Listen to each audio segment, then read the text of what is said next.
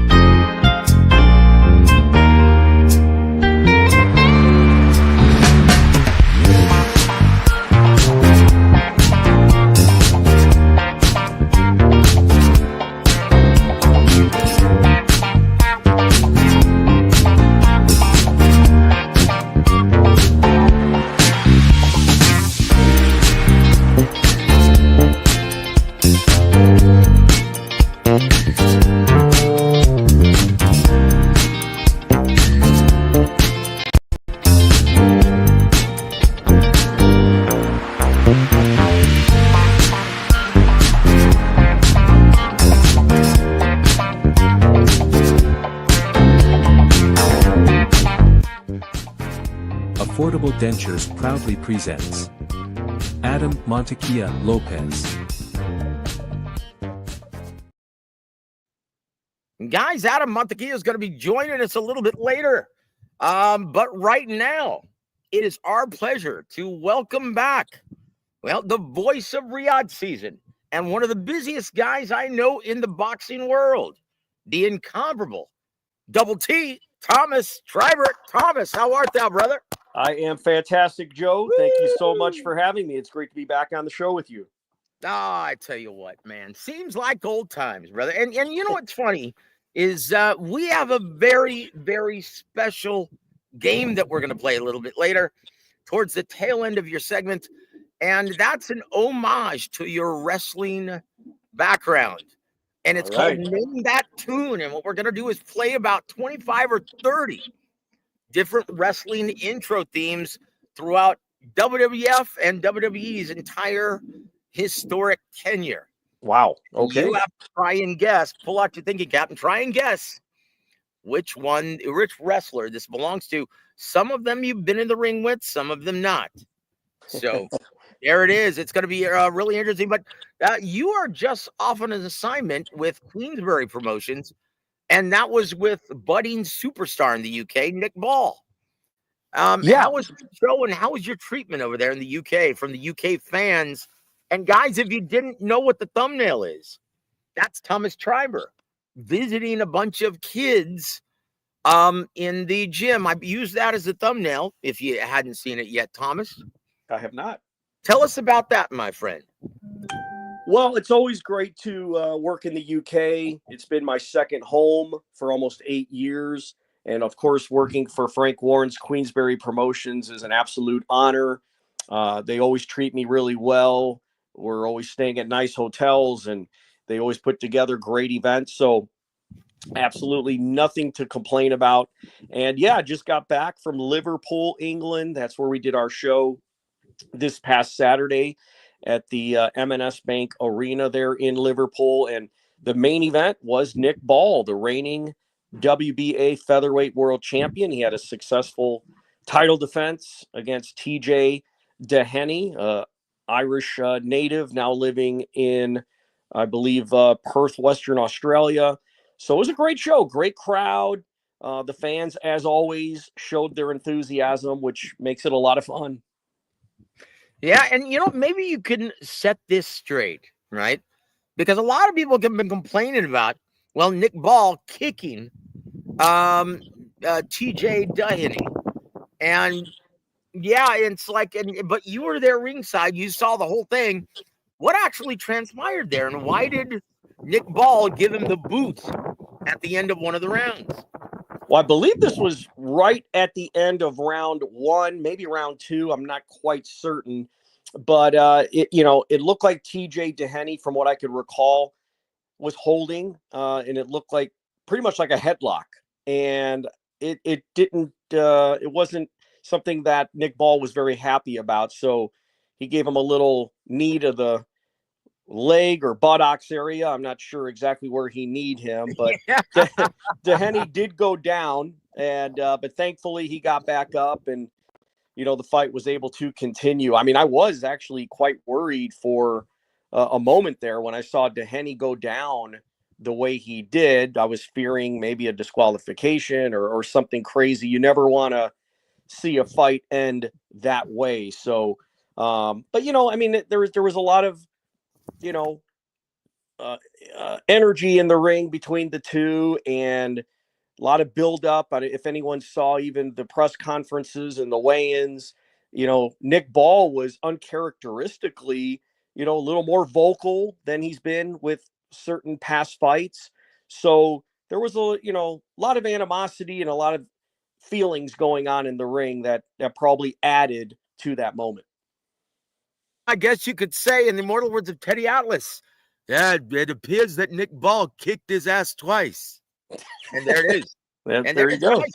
At this time, it's my pleasure to introduce former prize fighter, all-round badass dude, Mr. Mantequilla, Adam Lopez. Adam, how art thou, my friend? What's going on, guys? What's going on? Thomas, what's going on?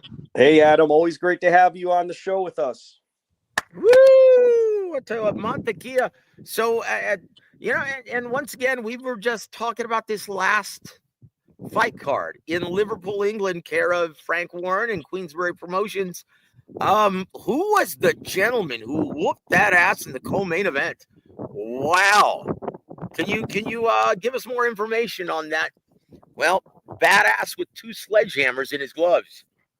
Yeah, I believe that was Henry Turner, if I'm not mistaken. And his nickname is El Terrier, and the guy he's a terror. I mean, this guy has heavy hands. Now he's undefeated with 11 wins. I believe 10 of the 11 wins by knockout now. And he's a real, a guy you're going to want to look out for. He certainly has a lot of punching power, and he's super young, and a fighter you're going to want to keep your eyes open on. There it is, and there it is. And Adam, it's funny, you brought up and pointed out differences in the two boxing markets. Let's just be honest, guys. And Thomas, we want your opinion of this, and because once again, if you look at the thumbnail, that is a beautiful picture of you and those kids at that gym signing autographs. They were very, very respectful. And then you look at the U.S. market. It's almost like every diehard fight fan is disgruntled. They've got their arms crossed, like you've got to prove something to them. It's like, guys, this is a pastime. This is a sport. It's recreational. It's like, this is not legislation trying to pass a terrible bill at Congress. Like, what do these guys have? You should love, if you love this sport, you should be on board regardless of what platform. And it seems that there's a great divide and a difference in fan bases. Yes. Now, Thomas, tell us about, and before we get your thoughts on this, Adam, because you've got an interesting theory, tell us about your treatment in the UK and how healthy that market is. Oh, yeah. The fight fans there are very passionate, and they're always very enthusiastic. At the venues we go to, they just love boxing there. And that's been one of the things I love the most about getting an opportunity to work as extensively as I have in the UK is the great fight fans. And that picture you're speaking of in the thumbnail, I had the honor of visiting a boxing gym in Liverpool, and there's a foundation called the Boxwise Foundation, which helps support young fighters, even as young as 6-7 years old, gives them an opportunity. And Queensberry, Frank Warren specifically, is a supporter and contributor to Boxwise Foundation. And it really helps the kids, gives them something positive in their life to be able to go to a gym several times a week and stay out of trouble and do something positive. And boy, those kids, they really follow boxing closely. The questions they were asking me about some of the fights that I've ring announced and things like that. So it's just really cool. It's a really great feeling to be there in the UK and be around people who love the sport the way they do. Yeah, indeed. And Adam, that's something that is, boy, that's the same around the world in terms of the gyms and what purpose they serve. They are virtual safe havens for the inner city youths in, well, pretty much everywhere in the world, around the world.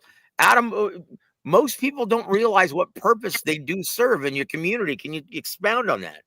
Yeah, I mean, it's kind of weird because I mean, you would think that boxing is a violent sport, that it would be just bad guys, the wrong crowd would be attracted to boxing, but it's totally the opposite. And it's it's a very, what do you call it? You there's a lot of camaraderie in boxing, especially like with that, with being in the gym, growing up in the gym, then getting better, progressing, and then fighting and going to tournaments with your teammates and stuff like that.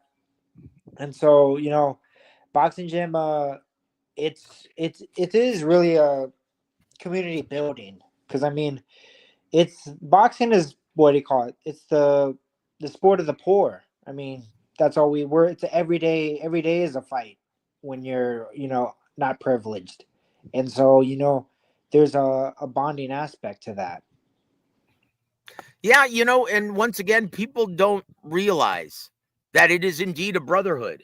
Yeah. And it's not about violence. It's about sportsmanship, athleticism, discipline, giving these kids who don't come from a great, well, wholesome family background, and who don't have the structure that they need to become responsible adults. And yeah, they get that in the gym, the hard work, the discipline, the mentoring, the counseling.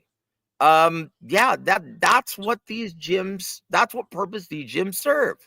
And we see trainers like the late great who was the gentleman from Houston who taught Ronnie? What was the late great Georgie Benton, Luduva. not no, before Georgie Benton in the amateurs? Willie Oh, Savannah. Billy Savannah. Yeah. Yeah, you guys have guys like Willie Savannah, Barry Hunter, the late great Mike Stafford from Cincinnati, late great Emmanuel Stewart, late great Georgie Benton. That's what they do. And they love their kids. And Thomas, it's the same in the UK, isn't it? It is. And, because boxing is a more popular sport in the UK, you're going to get more youth interested in boxing. I think one of the challenges that there is here in the United States is that there's so many other sports like baseball, basketball, football, and things like that that the young kids are getting more involved with as opposed to going to a boxing gym. Where in the UK, soccer, or as they call it, football, and boxing, and a few other sports like rugby and things like that, those are their top tier sports, and boxing is a top tier sport in the UK. So I think that's why you see more youth and more fighters, coming out of Europe or the UK. Yeah, but one thing I have noticed though, even after a loss, the fans will not dump, in their words, dump a fighter in the bin. Yeah. Right? They're not going to do that. But in America, You do if that. you have one bad performance, they're going to dump you and treat you like hot garbage. And Adam, you have a theory about that. How come the culture is so different over here? I don't know. I mean, everybody's very like skeptical of uh of boxers. Everybody's like real like fucking. Ooh, is he the goods? Everybody's trying to be a manager. Everybody's trying to be a matchmaker, and it's insane that there's not really like fans. That whole like being skeptical, it came from somewhere. I feel like I forgot how we got onto the subject, and I Well, no, came no, no. up I'm with going to remind you. You yeah. brought this up. I had never even thought of this. And we'll ask Thomas what he thinks about this. This, now, once again, that old terrible adage, but I'm going to say it, even though it's during the Lenten period, shit rolls downhill. Yeah. And when you see guys like Larry Merchant, Mr. Negative. Now, once again, I love Larry the Legend. He could put a bow on an event that was like no other, and he was beautiful at that. He was a real journalist, but he was Mr. Negativity. Yeah. And that influenced a guy like Steve Kim, who influenced a lot of other people. And all of a sudden, you have this ripple effect of Yeah. negativity throughout the fan base. And this is coming from the biggest platform in the American market, HBO. Yeah. Thomas, your thoughts on that? Because it's very noticeable in your mind. You call fights or you announce fights all over the world, and you can tell the difference in the markets, can't you? Yeah, I mean there is like I said earlier, the UK, man, the fans are just very passionate about fighters there. And even if you're not a world champion, let's just say you're a British champion or an English or Commonwealth champion, they get treated like they're a world champion. I mean, they really have a lot of respect and great followings. But yeah, I mean, how people perceive the sport definitely can be persuaded by announcers, commentators. Of course, with my position as a ring announcer, I'm not in any way expressing my opinions during a boxing broadcast, but commentators play a big role on how boxing fans perceive the sport, and certainly in whatever country they live in. So it kind of does give like a notion to my theory of how HBO like cynicism or Showtime cynicism kind of created the thought, like the what do you call it, hive mind of negativity and like talking shit about the fighters. Because I remember Edwin Rodriguez, one of my probably my best friend in fucking boxing. He told me, he was like, whenever I went on Showtime, they kind of treated me like I wasn't really worthy of it. And then when I got to HBO, they kind of rolled out the red carpet and they've like it was in a like you've arrived moment. And I don't know who it started. I kind of think it was maybe Larry Merchant or somebody of some stature that kind of gave off the whole, you know, negativity vibe. And then like that was the more enlightened way to view boxing, is to be kind of a dickhead about it. Yeah, I Good. don't, I don't like that. I mean, it's one thing. Hey, look, as all sports fans and in all sports are going to analyze the athletes and want to be giving opinions. I remember going to baseball games. I'm from Chicago. I remember going to White Sox games and Cubs games, and everybody in the crowd was talking during the game. Oh, he's a terrible player, or they got to get rid of him, or this or that. So Yeah. I mean, that's just part of being a sports fan. So I don't think there's anything wrong with a boxing fan, trying to play promoter or matchmaker a little bit. But, at the same time, you don't want to take away from, how great it is for these fighters to be in there. They're risking their lives. They're doing something phenomenal. And you certainly don't want to take away from a fighter, that type of respect. That's Well, I true. tell you what. That it's true, I tell you but what. Since the advent of social media, boy, you know what? It's almost like these guys find their 2 minutes of fame by trolling these hardworking fighters who do risk their lives that's what I was about to in the say. I ring. was about to say Thomas put that very like he put that eloquently. Like, yeah, these guys are risking their lives, but it's like, yeah, we're risking our lives, but then at the same time, I'm only getting shit talked by an American guy. An American guy is the only one talking shit to me. The British guy didn't say shit. The Japanese guy fucking didn't say shit to me either. It's like this. Only these type of Yeah. people are the only ones fucking saying something. It has to be. It's a Only cultural in thing. America. Yeah, fucking the Japanese guy he fucking bowed to me and he was like, "Oh, I fucking love you," blah blah blah blah blah. America's so great, blah blah blah. And then fucking the British guy was like, "Oh, let's have a pint," and then the American's like, "You fucking suck, dude." I'm like, "Oh my god." Yeah. It's a cultural thing. It's only one Only in culture America. driving it. That's it. That's it. It's only in America. And speaking of which, guys, we only have about 10 minutes left with Thomas Schreiber. So we're gonna shoot to And Adam, you can play along this if you want, but you're not a huge wrestling fan, are you? Not really. Okay, well then there you are. Just hey, you'll learn something from this, and you'll see. And this once again is an homage to Thomas Triber's wrestling background. Talk about that for a second while I cue all of this up and get the first theme song ready to roll, brother. Okay. Well, I've worked in professional wrestling as both a ring announcer and I became a professional wrestler for a couple of years. I was 17 years old when I started ring announcing both boxing and wrestling. And then at 19, I had competed in a bodybuilding competition and was approached by a wrestler that I knew about training me to wrestle. And I just thought it would be an opportunity I wanted to try, which I did. Wrestled mostly throughout the Midwest, which was in the Chicago area on independent wrestling shows. But I did get a unique opportunity in 1993 to wrestle for World Championship Wrestling, which was WCW. And at that time, they were the number 2 company to the WWF, which is now the WWE, and had an opportunity to wrestle some big stars like Stone Cold Steve Austin, who was stunning Steve Austin at the time, Flying Brian Pillman, Ravishing Rick Rude, the Equalizer, a tag team called the Kongs, managed by Harley Race. So I was enhancement talent.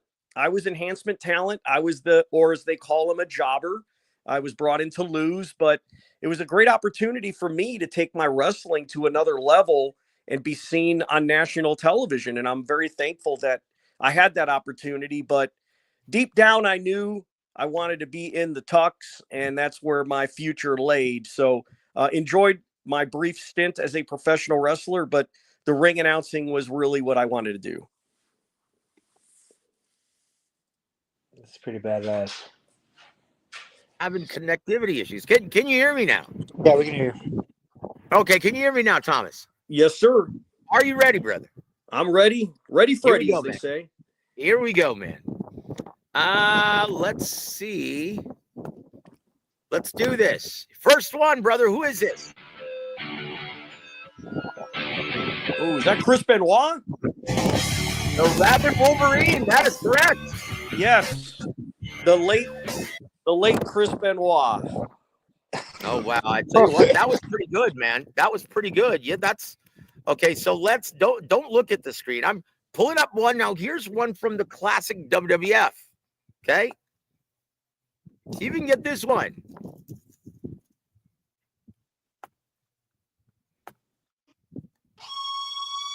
Bret the Hitman Hart. Holy shit, that was quick. So, is Bret Hitman the guy that we have to thank for ruining the kayfabe in wrestling? What? You know, when that documentary came out, the last, oh gosh, what was it called? Beyond the Mat. Beyond the Mat was the name of the documentary. And this was in the late 90s. And, you know, this is before the surge of the internet and things like that.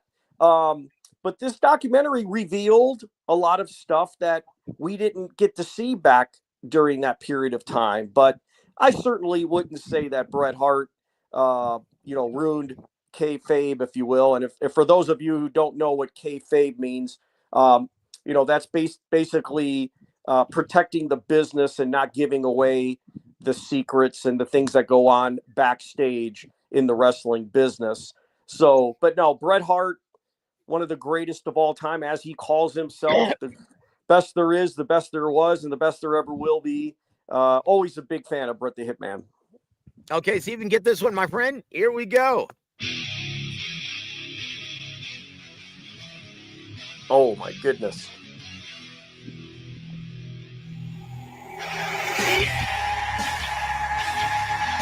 I think you got me stumped right there. I've heard that before, but I just. This was late 90s, early 2000s. My goodness. I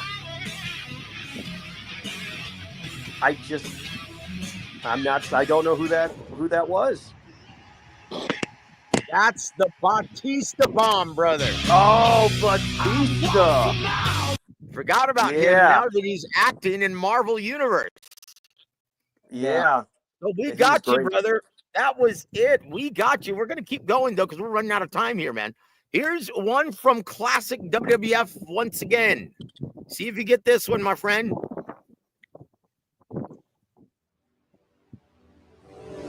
Bam Bam. Well, it's Bam Bam Bigelow. I mean, he just Yes, sir. pretty hard not to get that one. Yeah. Moving on, brother. We're going to try to mow through as many of these as we can. I like this one. This is one of my favorites.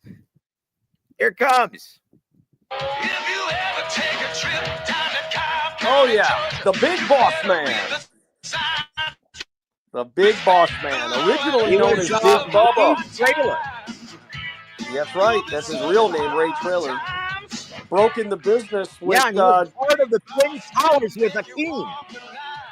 but the Big Boss Man was known as Big Bubba in the NWA. He was the bodyguard of Jim Cornette for the fans listening. That's right.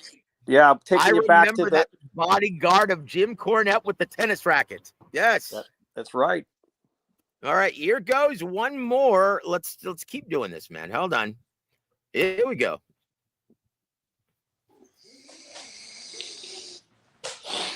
Well, that's the Big Show. I know that one. Yep. All right, we're moving on. You're getting these way too easily, man. Here we go. You ready? This is one of my personal favorites.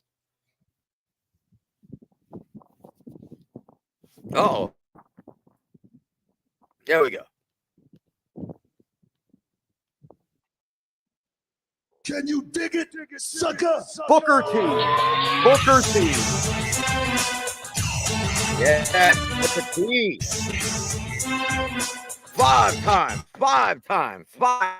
time. Yes, I love it. Booker Adam, T. Now we are. Adam, do you know any of these at all, Adam? I just know, I know like Batista, Big Show. Booker T was the one with the famous interview talking about Hulk Hogan. Yep. Yeah. That's my favorite one. I if that video comes on, I will watch it like 4 times. That's funny. Most people don't realize this, but Booker T is from the same city as Ronnie Shields. He's from Houston, Texas. Yes. Really? Yeah, they are friends. In fact, when last time I saw Ronnie, we were flying home from Riyadh, Saudi Arabia together, and he was telling me how he is friends with Booker T and his brother Stevie Ray. So that's pretty cool. That's it. Here's one I know is going to stump you, brother. Now, this is from the classic WWF, and I'll give you a hint. He was, derailed for almost a decade because of a terrible boating accident. Maybe I'm giving that away. You ruined it because now I know it already. Oh, Chingao. Dude, you're too good for this, man. Come on now. Brutus, the Barber Beefcake. Oh, and it gives his best Howard tinkle. I love it. Yep, that was the beef. That was the barber. Yes, Brutus the Barber Beefcake. Here's one of my favorites, but this is kind of the 2000s, late 90s of WWE, right? Here we go. See if you get this one, my friend. I spit in the face of people who don't want to be cool. Carlito. You know what? Yeah. And of course, go ahead. And of course, his father, Carlos Colon, who was big time promoter in Puerto Rico. That's right. And didn't he have a connection with the death of Bruiser Brody, if I'm not mistaken? I do believe it was on one of Carlos Colon's shows that the tragic death of Bruiser Brody took place there in the shower area in one of the locker rooms. I believe it was actually the matchmaker for Carlos Colon's wrestling company that ended up stabbing Bruiser Brody. But what a tragic story, but what a great performer Bruiser Brody was. Oh my gosh. And you remember there was a white guy who tried to take over his shtick and he called himself the Viking. Remember that? I do. Yeah. He actually came from the AWA. Yep. He very similar The Berserker. He very similar in the style and the way he would make that noise during the matches. Yep, yeah, freaky. But I tell you what, Bruiser was a bad dude, and he would like. There are stories about him really beating your ass, a la Andre the Giant, if you crossed him. Oh yeah.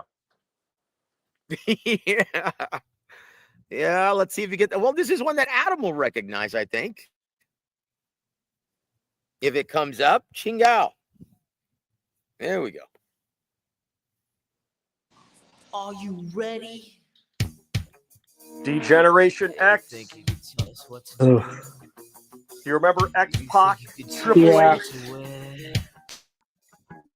Who was and their Scott DJ? Hall? Fucking the guy from San Antonio, right? Oh yeah, Shawn Michaels, of course. Shawn Michaels. How did I not say his name? Sean, Yep. Yeah, actually, Shawn Michaels is from San Antonio. He went to high school here. His father was in the Air Force. Out. at Randolph Rojas. He used to play for that football team. And he's the inventor of the Randolph, sucker. right? I don't know. Actually, the sidekick it was. He certainly made it very famous, but there was a few other wrestlers. No. I used think that Adam said sidekick. suck it. Yeah. Oh, I Inventor thought you of the said sucker, sidekick. right? Oh, Yeah, Yeah, that was the saying that Triple H and Shawn Michaels and X Pac would Bro. use, and it was in an era. That's the funniest shit ever. If you were like an elementary kid in that time, which I was, dude, you were just hitting suckets all day long. You would just yeah, go up, doing the X on your crotch. Yeah. and dude, I'll still do it. I'll still do it to this day. Hey, you know what? Thank you, Adam. You Somebody just with a made hard Thomas and I- sucket. Thank you, Adam. You just made Thomas and I feel extremely old. You were how old I when that was probably happening? like maybe like third, fourth grade. Oh my Gee, goodness! thanks, brother. Appreciate it. So here's one, and this guy is infamous within the wrestling.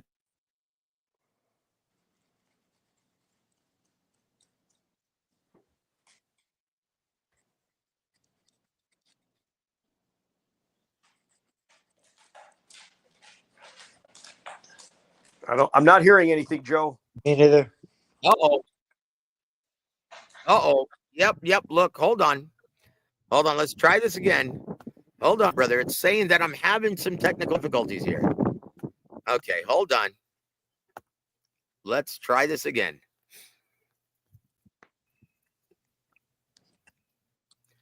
All right, hold on, brother. Hold on.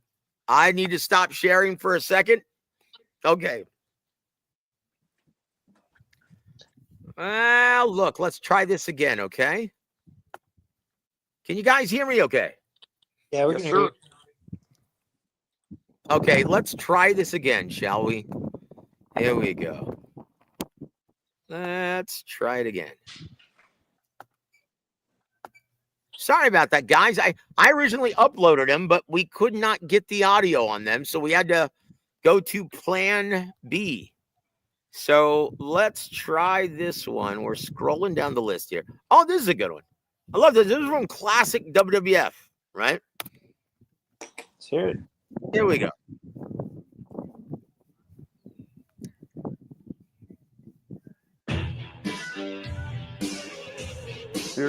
Oh, that would be Demolition. Here comes the axe. Here comes Axe and Smash Demolition.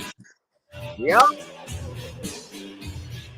Here comes the axe, and here comes the smasher. That's it. And I tell you what, who was their Fuji. manager?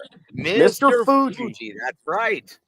When the Fuji. Demolition came in, they were, a lot of people called them a Road Warriors ripoff because obviously Oh. the face paint and wearing those types of outfits was originally Hawk and Animal, the Road Warrior. So the Demolition, but I will tell you, Demolition was great. I mean, those two guys were big, strong guys, and they knew how to wrestle.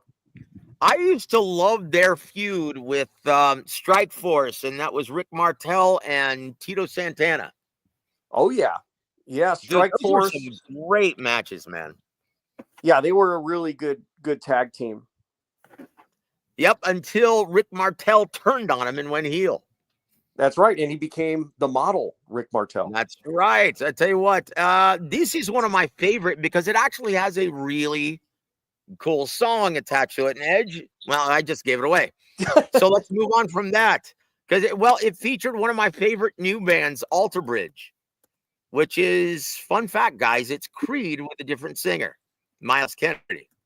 Wow. So here's one that'll give it away right out the end, but I have to play it because I love this one. It reminds me of me and my son going to all of these wrestling cards. My name is Finley, and I love to fight. Finley. Yes, and Finley. Look, I didn't think you were actually going to get the fit behind it, but yes, most people don't remember it. Fit Finley. Well, Fit Finley from Belfast, Northern Ireland. I had the opportunity to work a Legends pay-per-view with him. Very, very nice guy. And then a few years after that, we actually bumped into each other at an airport. I believe it was in Atlanta. And very nice guy. Very nice guy. And he was a great wrestler. Yep. Very good technical wrestler, but a real hard ass, man. A tough guy. Oh, like yeah. a genuinely tough guy. He probably knew 1,000 holds. You know, yep. he would twist you up like a pretzel in there.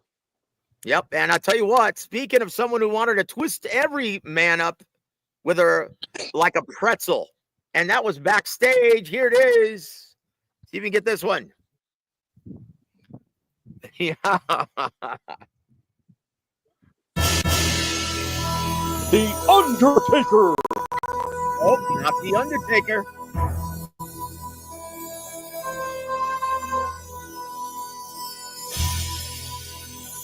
I mean, one of the greatest ring entrances in wrestling history. This is not the Undertaker. Oh, though. It's not. This is Oh no! This is Gold Dust. This is Gold Dust. Ding, that's it. Gold Dust. That's Shattered right. Dreams. And that's Dustin Rhodes. You're at, yep, Gold Dust. That for some reason I thought that was the Undertaker at first, but yeah, Gold Dust.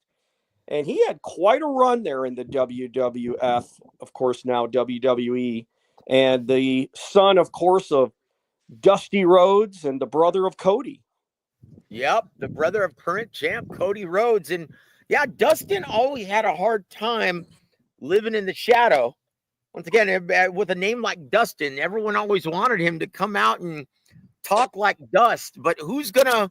Those are some huge shoes to fill, right? No, yeah, Dusty Rhodes, one of the greatest ever. And you know what? One of the interesting things about him is, he had a bit of a lisp, and but it was just part of his character. He didn't let it hold him back at all, and he was really magical behind the microphone. Didn't have the greatest physique in wrestling history, but he made up for it behind the microphone.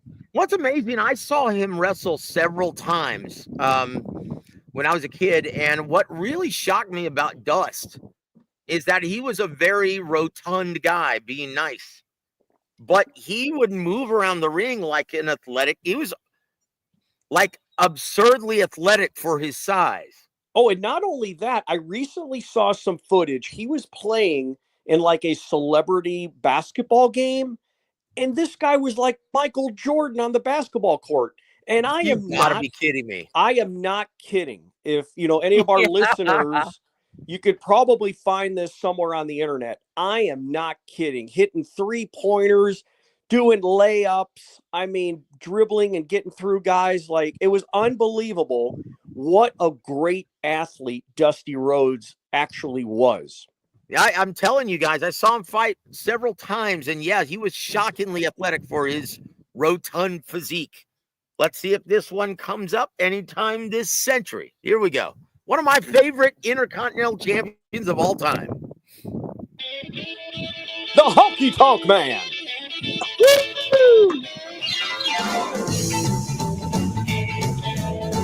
Managed by Jimmy Hart.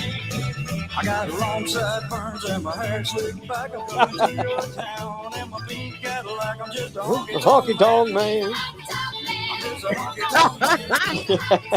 I'm just a honky tonk man. I'm cool. I'm cocky. I'm bad. And here's I a love little it. known fact that maybe not everybody knows, but he is the cousin of Jerry the King Lawler. I knew that. That's right. That's right. And they both come from the same area, don't they? Tennessee. That's right. Made famous for who was the guy who used to be on Taxi? The Man in the Moon? Oh, Andy yes. Kaufman. Yes. Andy Kaufman. He made that entire region really famous at one time. Oh, yeah. You know, Jerry Lawler was a successful promoter. Of course, he made himself the champion. And that Andy Kaufman was a huge wrestling fan. And he ended up getting involved with some of the events there and even wrestled Jerry Lawler. Jerry Lawler even eventually pile drived him. And Andy Kaufman wore a neck brace for, I think, about 10 years after that. And of course, everybody, remembers. And of course, there was a movie, played by Jim Carrey, played Man played in the Andy Moon. Kaufman. There you go. And there was that famous David Letterman appearance that Jerry Slap. Lawler and Andy Kaufman had that really took them into the mainstream, which was not very common, back at that time. That's right. That's right. That's before the Hulk Hogan, Rocky 3. That really put wrestling on the map, in my opinion. And thanks to the late great Andy Kaufman, one of the strangest, most creative comedians you'll ever see, ever. And then this one's a little too easy, but I love this. This is the next big thing in wrestling back in the early 80s. And here we go.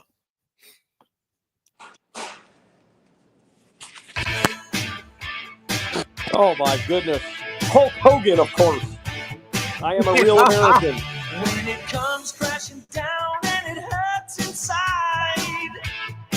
I love that. In fact, if I were gonna box, if I were Adam Lopez, I would come out to that music, brother.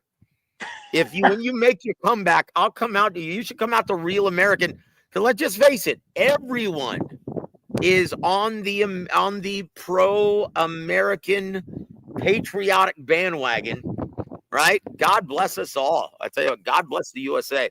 And you know what? You should do that. That would be awesome when you plan your comeback. I might just have to. Yeah. This is an obscure one, Thomas. Even get we're running out of time with you. Let's get some more in. This is an obscure one, but I think you can get this one. Here we go.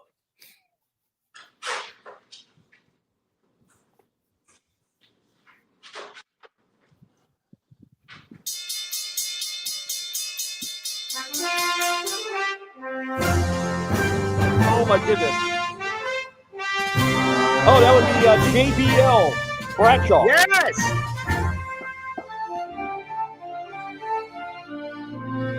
What's amazing is he was actually on Fox Business as a business analyst. Really? Yep. Most people don't realize that. He was a very sharp, shrewd businessman. That's why they had the stock market bell in the beginning of his intro. Yeah. And there it is. There it go. is. Let's do. We've got some. Let's see. Oh, this is one I'm gonna stump you, brother. And no, it's not The Undertaker. Sounds kind of like it, but it's not. Who is this?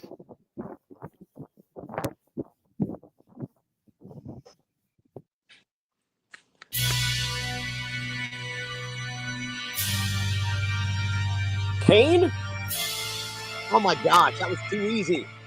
Oh, Chingao. Well, look, yeah, that was Kane, Man on Fire. There's one that for some reason we slipped by, but I need to play this because we talked about this a couple of weeks ago.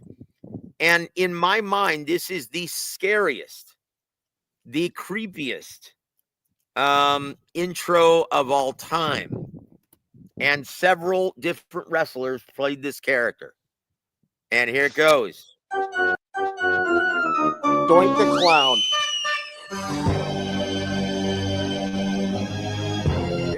Is that Doink the Clown? That is Doink the Clown. Yes. I wish I was winning some money here with all these good guesses, man. We're still going, man. We've got so many. Here's a gentleman we mentioned earlier in the segment. Here we go. America. The American Dream. Dream. Dusty Rhodes. Cowbell. He's Just a common man. Working hard Whoa. with his hands. These are some great tunes, He's man. just a common man. It's so nostalgic. And what's amazing, when I was a kid watching this, I always pictured Sapphire singing it, his sidekick, his manager, right? It does. Yeah, she has that look like that would be her singing that song. The interesting thing about the reason that the WWF, of course WWE now, they started producing their own music because they would have to buy the rights and it was too expensive Back in the day, yeah. to buy the rights. So that's why Vince McMahon came up with this idea of producing their own ring walk music. So all of this stuff you're hearing is very original. And, Jimmy Hart, who was actually a former musician himself, Yep. of course, he became a great manager in the WWF. But Jimmy Hart actually wrote several of the ring walk songs as well. So pretty interesting. Well, I that is really interesting. And yes, that's right. Jimmy Hart, he had a #1 hit. Back in the late 50s, was it? Oh, I don't think it was that long ago. I would guess probably the late 60s. Maybe the late 60s, but yeah, it was in a all like a boy band ensemble back in Yeah, the it was day. like almost like the Beatles kind of group. Yep. Beatles or Beach Boys, one of those. But yeah, it was very, very good vocally. Now, here's one of my favorite heels of all time. See if you get this one, brother. Now, if I were a fighter, I would come out to this all day long.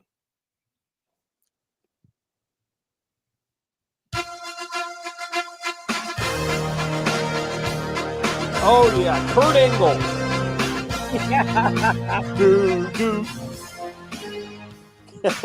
You suck. You suck.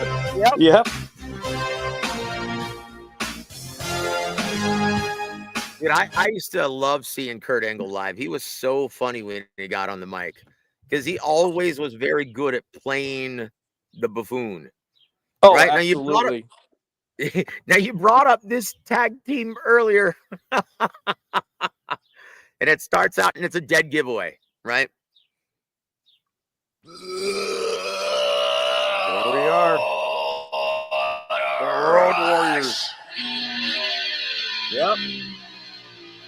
Now, they were not the Road Warriors, though, in WWF. They were the Legion of Doom. That's right, the Legion of Doom. Yeah, they did Awesome not animal. refer to them as the Road Warriors. Vince McMahon, he liked, even though a wrestler would have a 20-year past wrestling history, he would erase that. And when they would come to the WWF, he would present them as if they were a rookie. I mean, you remember Kerry Von Erich, when he came in, he was the Texas Tornado. I And, remember that. they And wouldn't just like Mean Mark Callis, he was introduced as the Undertaker. yeah, just, they would give them a different gimmick and repackage them, if you will. Yep, there it is. There it is. And I'll tell you what, man. And I remember, what is his name? Hold on, who's this? Mr. Perfect, Kurt Hennig. Woo! That's right. Mr. Perfect, Mr. Perfect. No, that's another character, isn't it? Yeah, that was Lanny Poffo there. That was the genius, Macho Man's brother. That's right. Yeah. Who just passed away recently, actually. And of course, Kurt Hennig, the son of Larry the Axe Hennig, who was a great wrestler out of Minnesota. back in the day. Wrestled extensively for the AWA, Vern Gagne's AWA, and Kurt was a chip off the old block, as they say, and what a sad ending to his life, unfortunately, in his early 40s. The Macho Man, Randy Savage.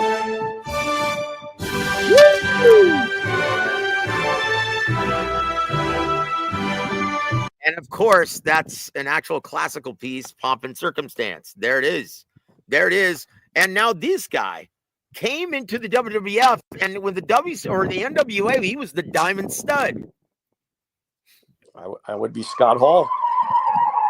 Not all. And he was Razor Ramon. Razor Ramon, the bad guy.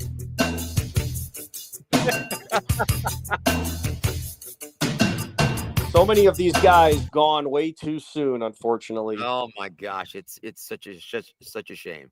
See if you can get this one, brother. This was well, you'll hear it. You'll hear it. This was my son. Truth be known, this was my son's favorite wrestler outside of Chris Benoit. Oh, that would be Rey Mysterio. That's it, Rey Mysterio Jr. Moving on, guys. And this here's a fighter who's a legend and needs no introduction, really. And you'll get this right off the bat, just like mine. The Nature Boy, Ric Flair.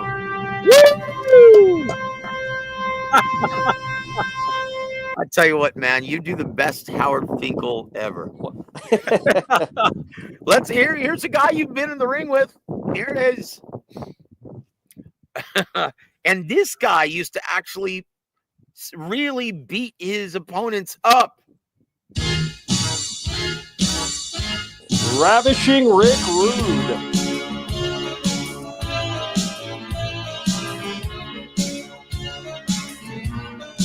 That's it. Cut the music.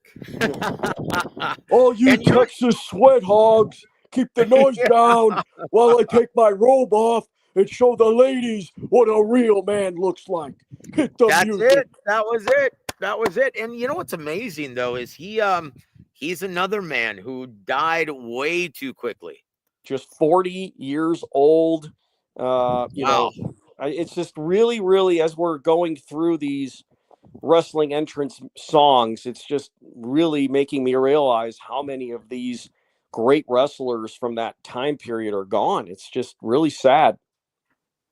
Yeah, well, it is, and that's very shocking about the industry, and it's a good thing you got out while you could, Big Thomas.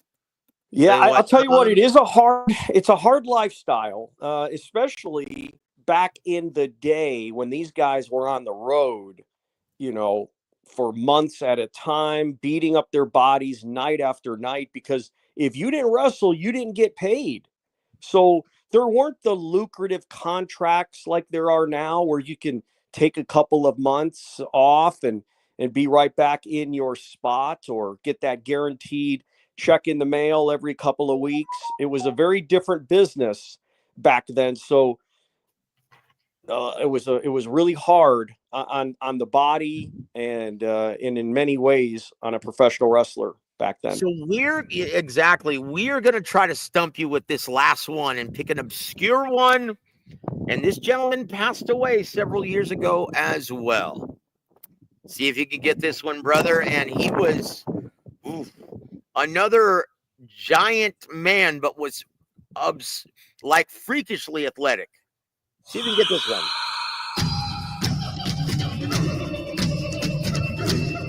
Oh. Would that be...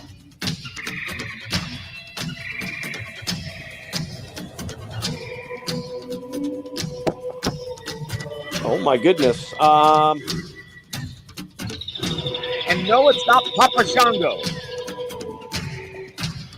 But their music is nearly similar. Goodness. Gotcha, Thomas. It's the late, great Umaga. Umaga. Oh, yeah, of course. Here's another gentleman who passed away recently as well. And this is going to be the very last one because we're running out of time. And we do have to get reacquainted with Adam Mantequilla Lopez here before he gets his bedtime. Last one, brother. Oh, gosh. Oh, that was the Japanese guy. But he wasn't really from Japan now, was he? No, he wasn't. He actually was not Japanese. I think he may have been actually Hispanic. He was, wasn't he from the same area as The Rock? He was he Samoan? Haku? He was from like the same area as Haku, wasn't he? Oh, this is Haku. No, this is Yokozuna. Yokozuna. Yeah, that's who I was trying to think of. Yeah, Yokozuna was not Asian. I think he actually was Samoan. Yep, he was Samoan. That's right. So there it is, Thomas. You got about 98%, brother. How do you like that? I'll take it. Boy, this was a lot of fun, Joe. You brought back a lot of great memories here. I really enjoyed it. Oh, man. Thank you for being on, Thomas. We love you, man. And tell us where are you going to be next, brother? Well, this weekend, I've got a home game, if you will. I'll be in my home state of Texas. I'll be heading to Laredo this Saturday. Of course, AAA Promotions and Fido Martinez. They always do great shows there in Laredo. So I'll be there this weekend. And then on April 5th, I will be in Manchester, England for Queensberry Promotions. Very exciting event because that's going to be the first DAZN show for Queensberry Promotions as they begin their new relationship.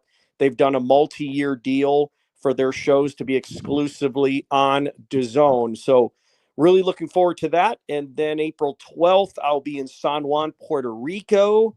And then April 26th, I'll be in London, England for the Conor Benn Chris Eubank event. That'll be the first ring show. Of course, the great Michael Buffer will be doing the main event, but I'll be handling everything up until the main event. So super excited about what the end of this month and what next month has. There it is, guys. He's Double T, Thomas Triber. Thank you for being here, my friend. We appreciate it. And we'll see you in Laredo this Saturday. All right. Thank you, Joe. And Adam, always great to be on the show with you.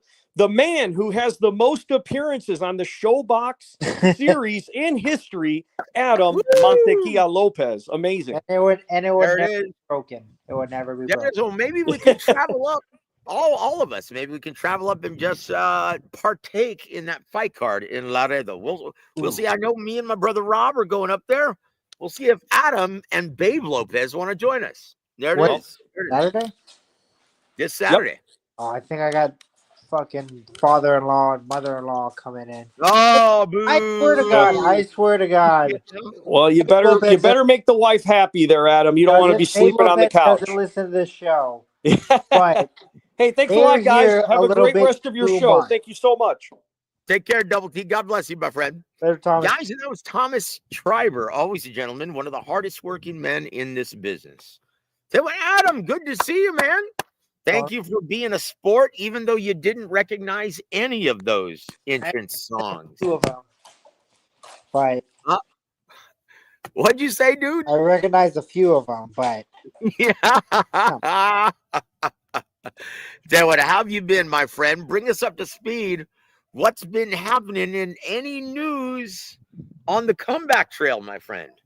No new news. Just working out day by day, seeing if I feel like it or not. But I wanted to talk to you. I was going to interrupt the whole wrestling thing when I saw that the Turkey Alice Sheik, Dana White purses were released.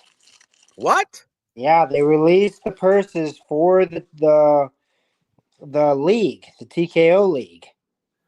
Let's hear it. Come on, let's hear it. Think. Ray Beltran is all over it. He goes, it was announced 2 boxing scenes. So $20,000 for a 10-round bout by an unranked fighter. That's standard. That's pretty standard. $50,000 when ranked by the company at number 5 to 10. So if you're ranked in the top 10 of TKO, you're gonna get 50,000 to fight. Holy Then- shit. Yeah. Then $125,000 when ranked by the company. You're at number 3 or 4. So if you're ranked within the company at 3 or 4, you're getting 125. $375,000 when challenging for the company championship. So if you're the B side, you're getting 375,000. For defending the company title, you're getting $750,000. Okay, well that's good. That's actually good. That's not bad. A lot of people in the comments really don't know purses. No, they don't. Look, because most fans, they have these absurd ideas and they talk about, oh, yeah, that fight is at least, he's got to demand at least 3, 4, 5 million. It's like, I don't think they realize how few fighters actually make those kinds of purses. It's Like, basically the like, and 0.5% make that. 1% of the 1% of fighters make that type of money. yeah, and that's very, very rare. Yeah. This is why no one in boxing has any sympathy for a guy like Devin Haney. Really be making these inflated purses. Yeah. And we told you guys.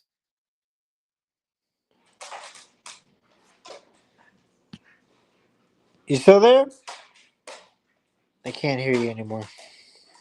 Judge just threw out his lawsuit. Can you hear Yeah, me? I can hear you now. Okay, so did you get anything that I was asking you? No, you cut out.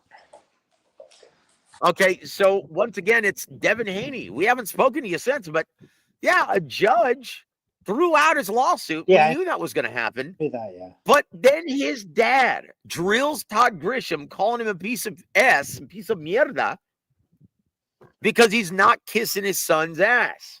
Why would anybody want to kiss his ass? He got fucked up, dude. Yeah.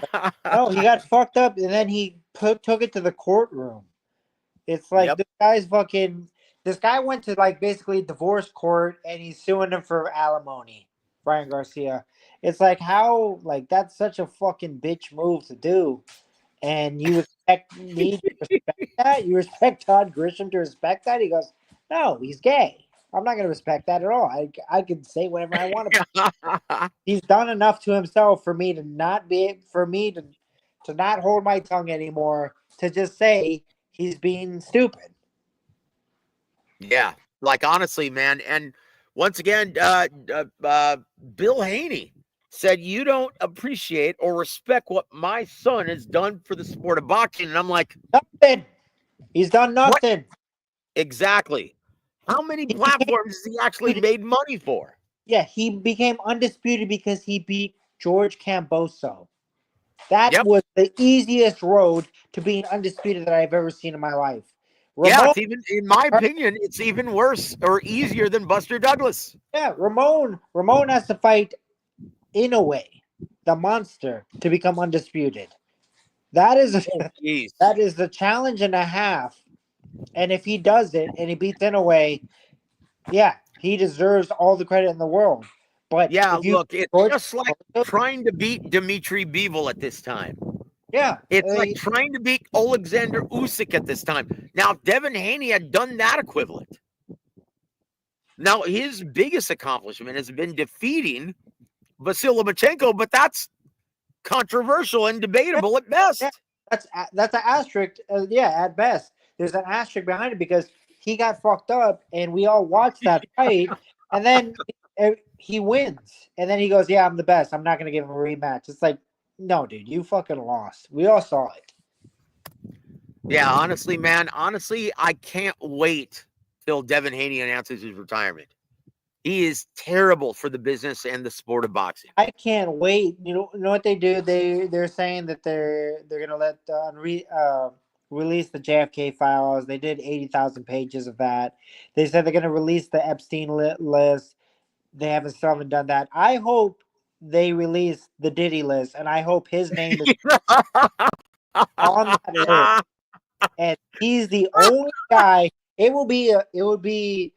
Everybody will say, "Well, that's not enough. We need more names." No, Devin Haney is the only name that we need on that list, so we can shame him to where he should rightfully be at. He should. We need to shame him for just being stupid and taking this to the courtroom, and we need to shame him for getting butt fucked by P. Diddy. We need to shame. Oh, Chingo. Well, look, he's got a layup coming up on May 2nd. And that's going to be opposite the former unified 140-pound champion, Jose Ramirez. Let's just be honest. Jose Ramirez, he's shot. He's seen better days. He's seen better days.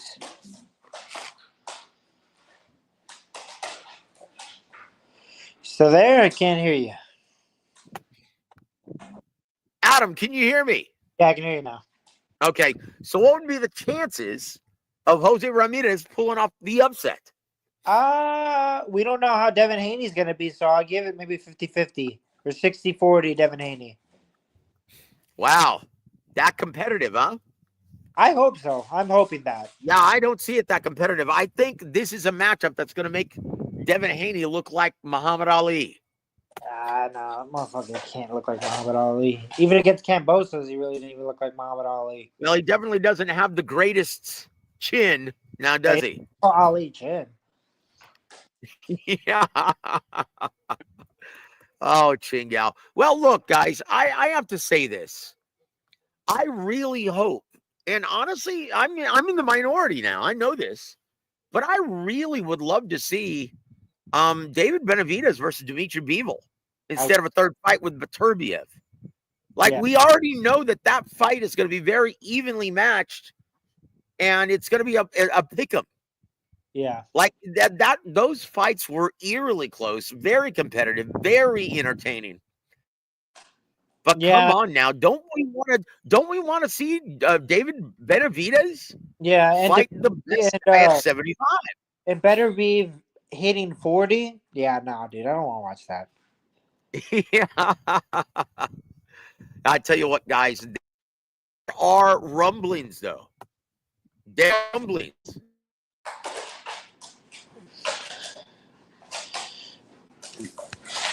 Say it again.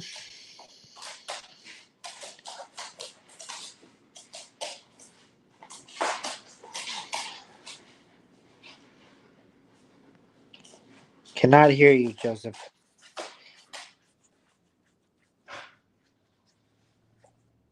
Okay, Adam, now. Okay, I can hear you now. Okay, very good. My apologies, guys. Well, look, it was just announced that Teofimo Lopez and Reynoso just announced, hey, you know what? I'm sorry to you.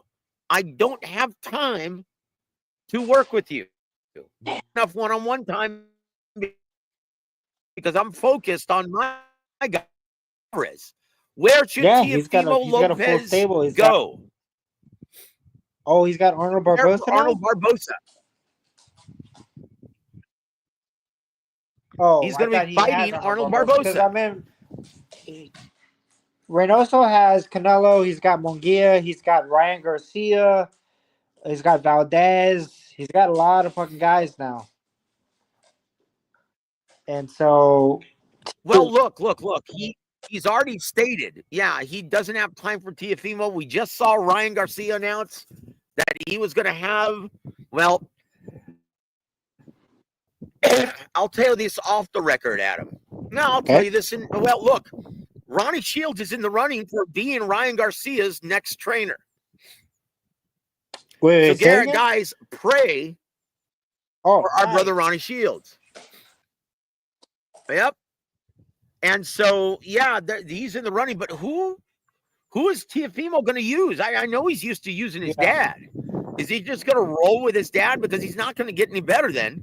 I mean, Dad, and then he used fucking what's his name, George or Jorge from Miami. Fuck, the guy that Rigondeaux was using for a long time. I forgot what his last name was, but he's really, Why would you want Teofimo to use him? huh? Why would you want Teofimo or think that that was appropriate? Because he needs someone who can teach him how to cut off the ring and close the distance effectively. No, I was saying that was who he used in the past. So that's Teofimo? yeah, Oh, yeah. He was sparring over there. That's yeah. right.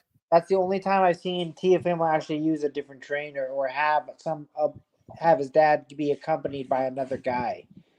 And for Teofimo to go straight to Eddie Reynoso, and I don't know if his dad's still probably going to be involved, but I mean, I think Eddie's going to be like, nah, you can't be involved. No. Eddie's already announced he Yeah. doesn't have time Yeah, for Teofimo. but I'm saying that would be weird if he was being able to make it, and then his dad still tries to fucking put it. So my question to you, Adam, is who would you recommend For for Tio? Teofimo? Yep. Fuck, I don't know. To be honest, Like who'd be willing to take that on? I mean, come on, let's just be honest. He's kind of a pain in the ass. fuck. A guy who's not. Let me see. Let me think. A guy who isn't scared for people. Well, you can't say Robert Garcia because he's training his opponent. Yeah, no, it can't be Robert Garcia. Plus, I don't think Robert Garcia because Tio says some crazy stuff, so it's got to be a trainer that fits also that personality too, of a guy who's just like, yeah, I say crazy shit too. That's what I just do. I do that. But I mean, you would think the Roger Mayweather would be perfect, but I mean, it's past. But I mean, Yeah, would be- Rogers, God Yeah, rest his soul. it's not here with us. But a guy that would be willing to. Look, I'm going to say it. I'm going to say it because he did a very, very good job with Gennady Golovkin. Able? Teaching him how to cut off the ring and close the distance effectively in a very short amount of time. And let's just face it, before he started training with Abel, he was a typical Eastern European who liked to use his footwork as a foundation of his defense and fight from mid to long range. Yeah.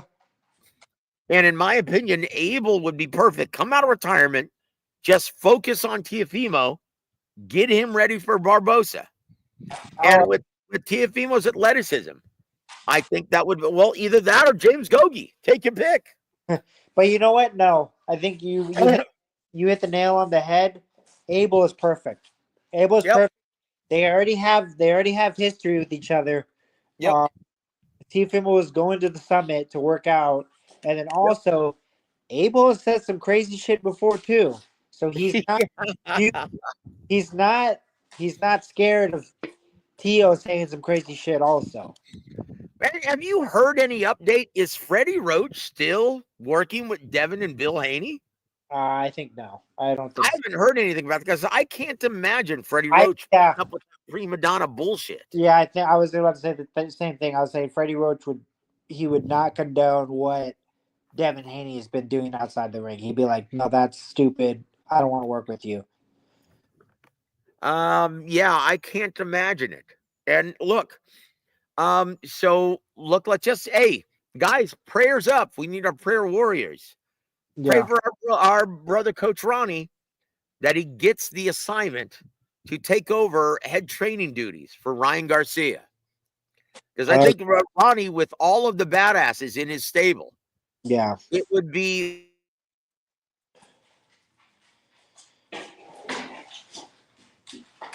Can't hear you.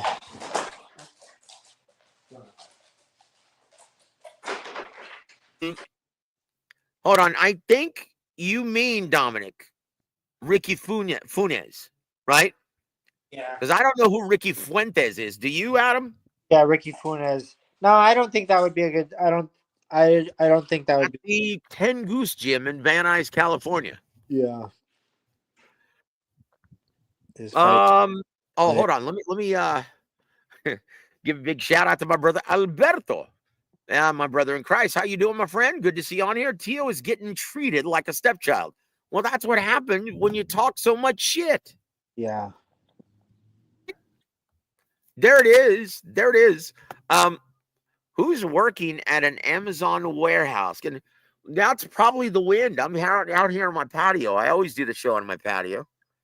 Yeah, that's it. I'm always in my back patio. We knew what you meant, my friend. Um, so hold on. Martin, 9400. Good to see you, man. Thank you for joining us. Says, wasn't Ronnie Shields in Haney scored? No, he was not. In fact, I remember on that fight card, didn't he have someone on that fight card as well? I'm not sure. That'd be a big name. Yeah, I don't remember. I don't remember. Hey, thanks, Odetro. I appreciate it. I only have Dominic here. Now you. Thanks, man. Just jiving. It's good to see you guys.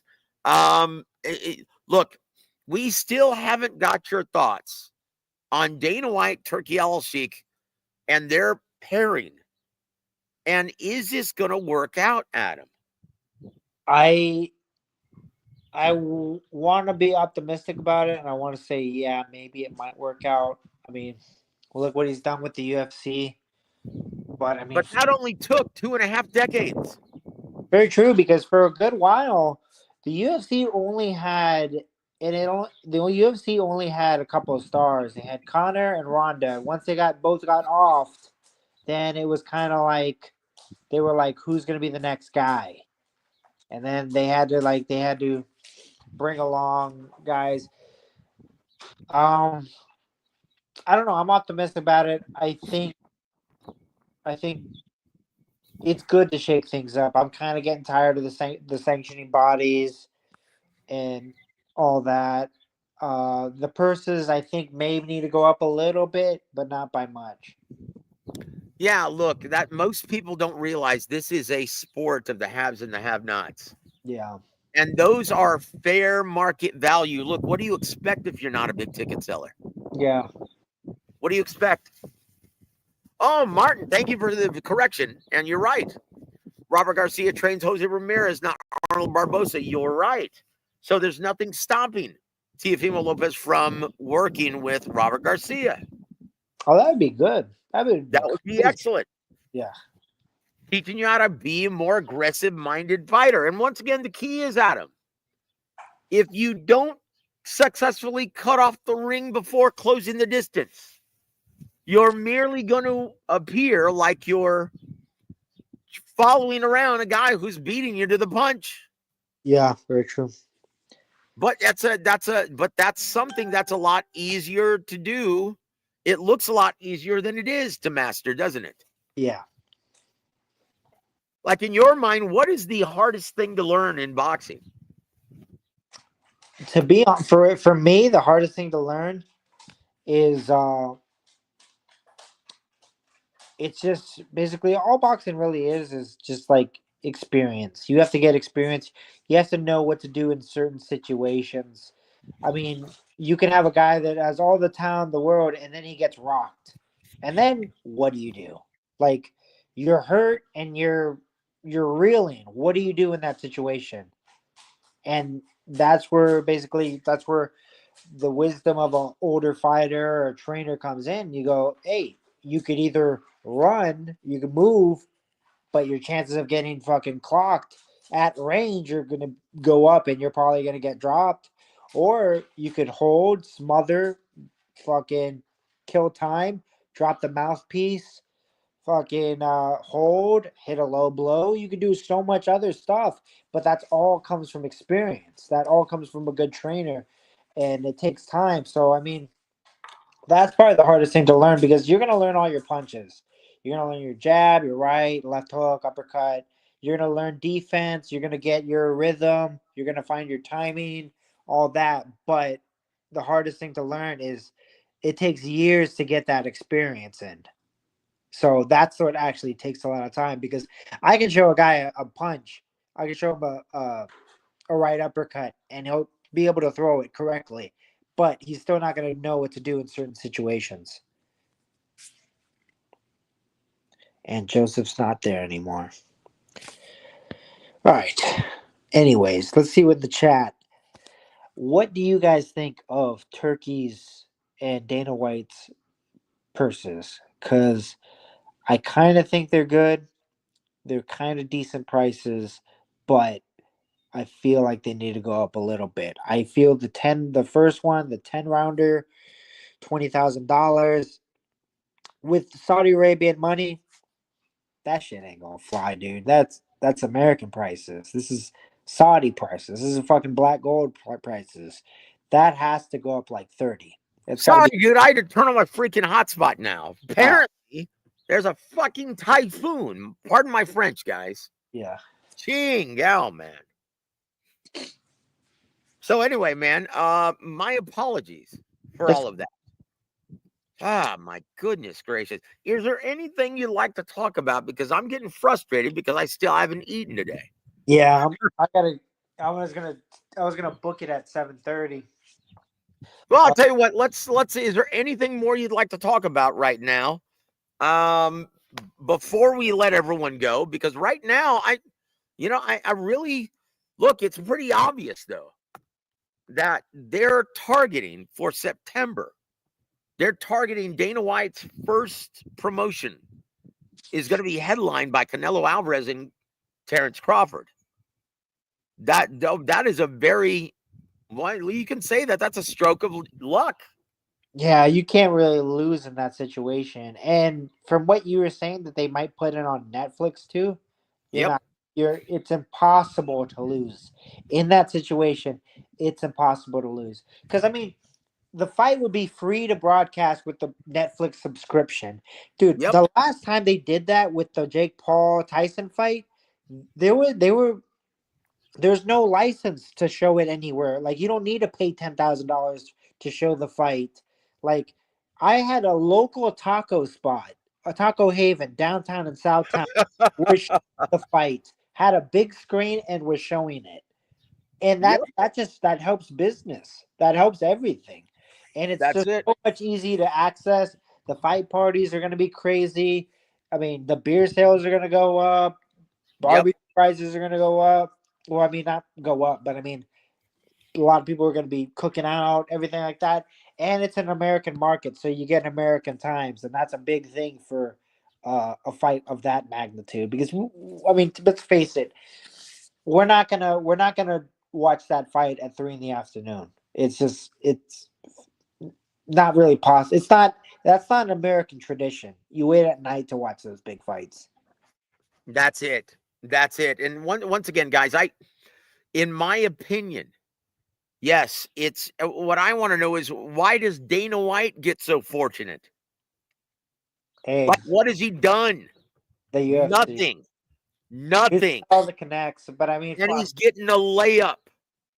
it's probably. I feel like it's a changing of the guard because I feel like Bob was the guy. Bob was the guy, and Bob, I mean, a lawyer. He was the guy, and now he's getting old, and now I think people see that other people are going to start running Top Rank. So Well, they're look, and I'm going to point this out because someone brought this up, right? okay. Hold on, let's see. Right here, Alberto stated this. Thank you for hanging with us, my friend. Gary Jonas just ripped Turkey, saying he doesn't have an effing clue. That's right, and I'm sure he's saying the same thing. Why does he get to stage this? Dana White doesn't know anything about boxing. Nothing. So there it is, brother. Your thoughts on this, Adam? About what Gary Jonas said. Yeah. Yeah, I mean, he doesn't know anything about boxing, but I mean, those prices, they're decent, but they need to go up a little bit. But that is kind of right. That is kind of true. Like fucking, how come he's the guy to inherit such good fortune in Yep. this now? Because right now, when all he's been doing is talk, bad mouthing the sport to the point. Let's just face it. That was a big part of his ad campaign for WFC or UFC. yeah, Let's just face it. Like, you had a lot of UFC idiots yeah, just regurgitating, oh, it's a dead sport. Oh, it's a dead sport. Yeah, You know what? So this dead sport asshole, ball-headed freak, is adopting one of the biggest fights that you could make in the world. yeah, Canelo versus Crawford. And what has he had? He's had nothing to do with building either one of these guys' careers. very true. So, you know what, man? This whole thing just sucks. But look, my only bias is if it's good for the health of the sport, I'm on board.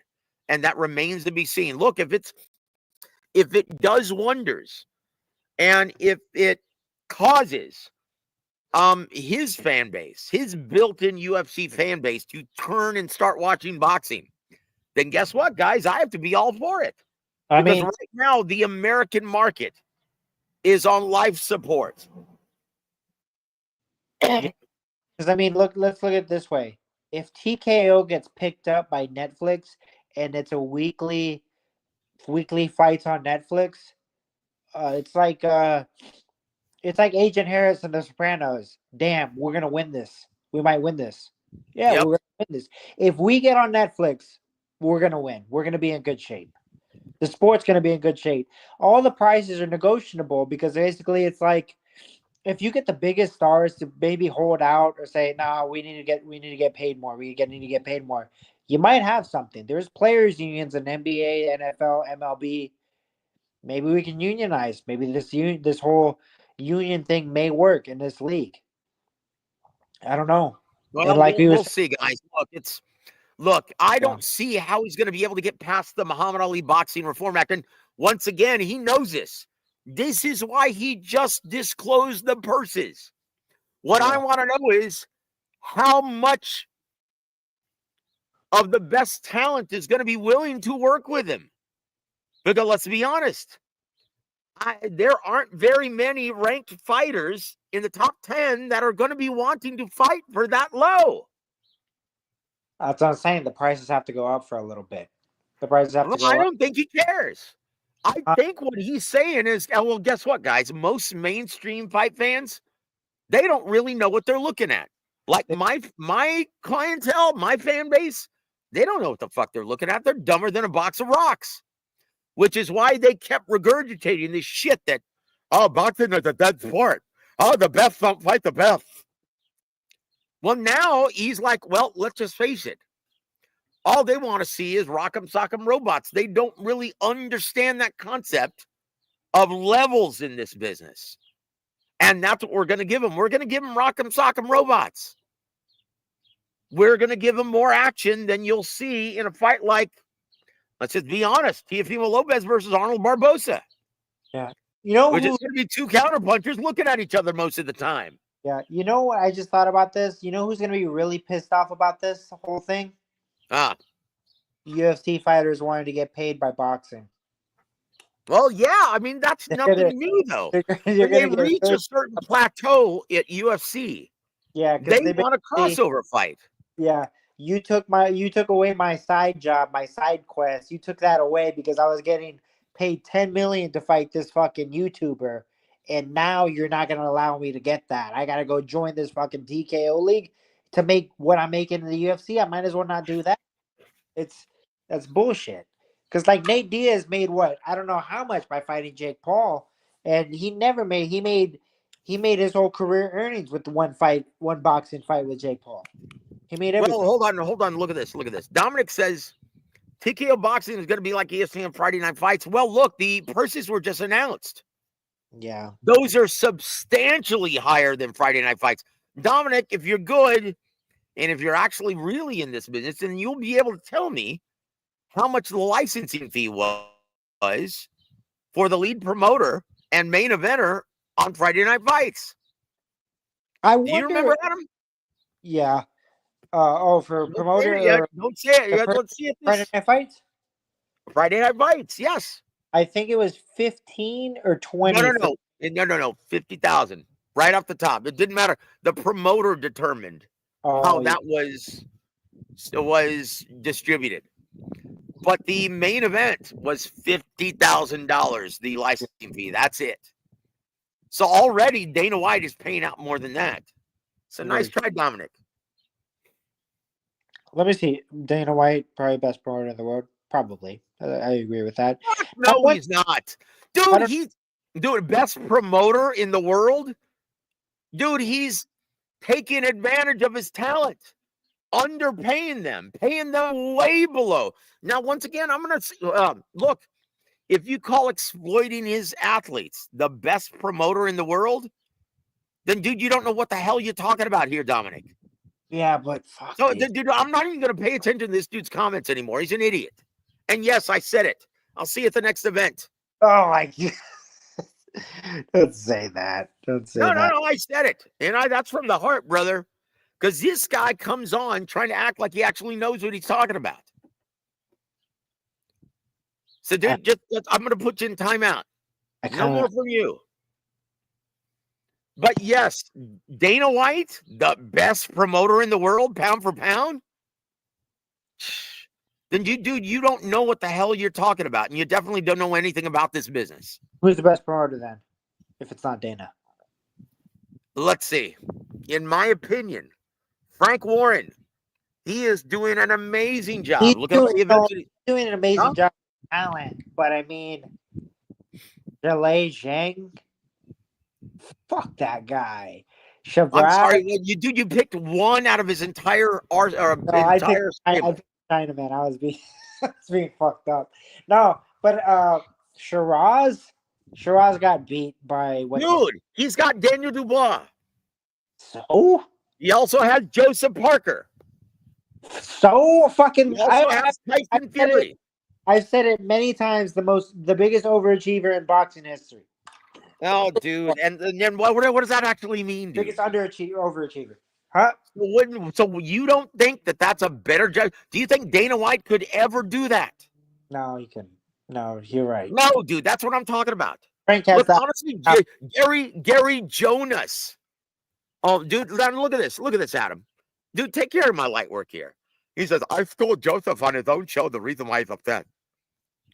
No, because it's like you're nonsense. You're talking nonsense.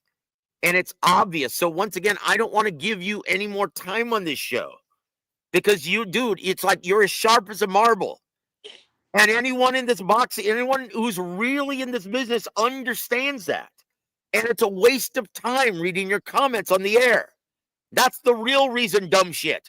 And you're too stupid to realize that.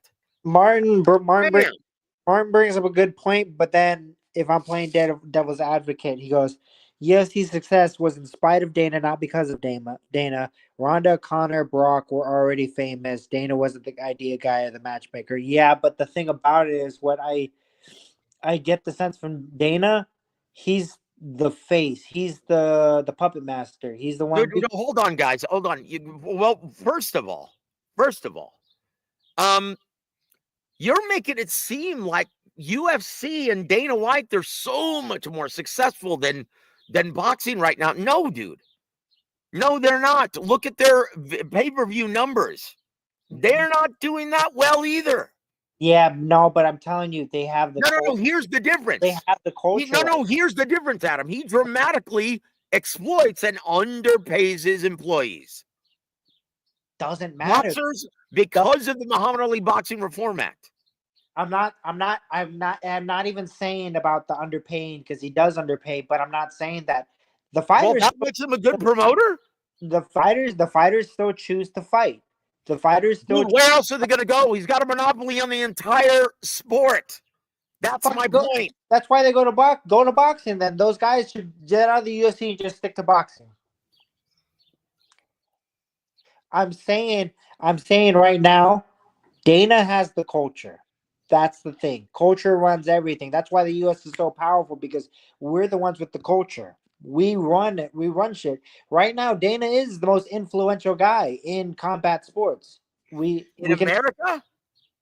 In combat sports, he's the most influential guy. More influential than Canelo, really. See, here's the difference, dude. Here's the difference. Dana White, listen. Once again, Dana White exploits his athletes. In boxing, we promote the athlete. We don't just promote the brand. I don't even think boxing they promote. They should stop calling them promoters. They should start calling them event coordinators, because I see the interview and fighter or promoters be like, oh, they gotta get on social media. They gotta do this. They gotta do that. They gotta, you gotta build yourself. You gotta sell tickets. It's like, wait a minute, you're a promoter.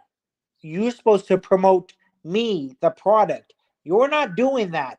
You're not doing that. You're an event coordinator, and that's what you should be called. If you're telling me that I need to fuck up my craft and not perfect my craft by getting on social media and doing fucking YouTube videos, Yeah, if yeah. you're Look, telling me look. that, That's huge. And you look at Bob Arum compared to Top Rank in the past. Top Rank used to be the very best. yes, Now they're merely shooting for par. that's what I'm Oh, saying. so hold on. Dominic, show me some pay-per-view numbers then, homie. Show me. Until you do that, shut the hell up.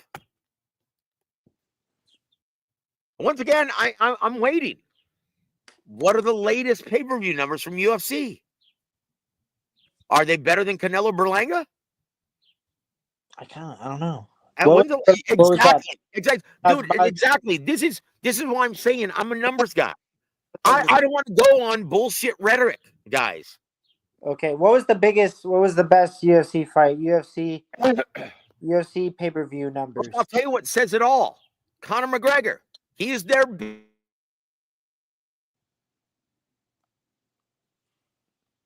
Oh shit. You still there?